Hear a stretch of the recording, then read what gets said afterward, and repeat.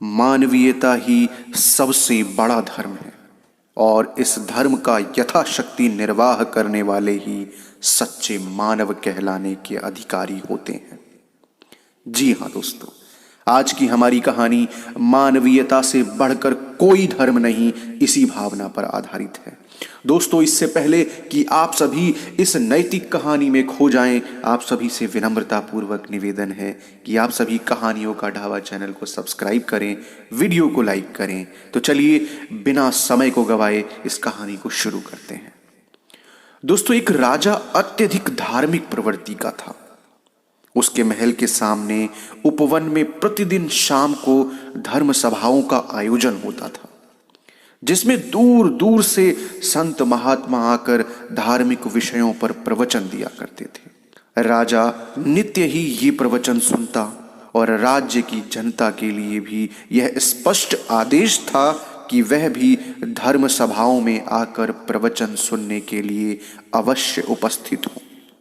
जनता इस आदेश का पालन करती थी। अब एक दिन की बात है, राजा के सिपाहियों ने राजा को सूचना दी कि शहर के कुछ युवक धर्म सभा में उपस्थित नहीं होते। अब यह सुनकर राजा ने सिपाहियों से उनके विषय में पता लगाने के लिए कहा। सिपाहियों ने उनकी खोजबीन शुरू कर दी। अब एक दिन शाम को राजा का एक सिपाही घूमता हुआ शहर के बाहर एक आश्रम में पहुंचा। अब आश्रम के दरवाजे खुले थे और अंदर से कई तरह की आवाजें सुनाई दे रही थी। सिपाही भीतर जाकर एक कोने में छिपकर खड़ा हो गया। उसने देखा कि वहां कुछ युवक अत्यंत लाचार, बीमार और अशक्त वृद्धजनों को खाना खिला रहे थे और कुछ लोग उनकी अन्य प्रकार से सेवा कर रहे थे। सिपाही समझ गया कि ये वही युवक होंगे जो धर्मशाला में ना जाकर इस आश्रम में चले आते हैं। वह तत्काल राजा के पास पहुंचा और सारा किस्सा कह सुनाया। राजा धर्म सभा छोड़कर सिपाहियों के साथ उस आश्रम में पहुंचा।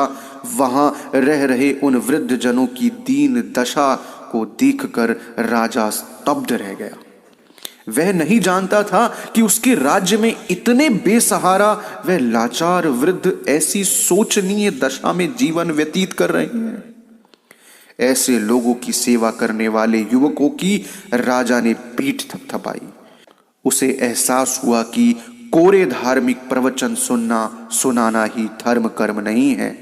लाचार और अशक्त लोगों की हर संभव सहायता करना ही सबसे बड़ा धर्म है।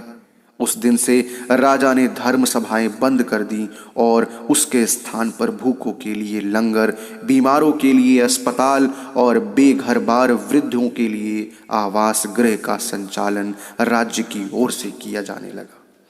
तो दोस्तों, इस कहानी में इतना ही। अगर यह कहानी आप सभी को अच्छी लगी तो प्लीज़ कहानियों का ढाबा चैनल को सब्सक्राइब कीजिएगा, वीडियो को लाइक कीजिएगा। हम आपके लिए ऐसी ही नैतिक मूल्यों से भरी कहानी सदैव लाते रहेंगे। मिलते हैं अगली कहानी में, तब तक के लिए धन्यवाद।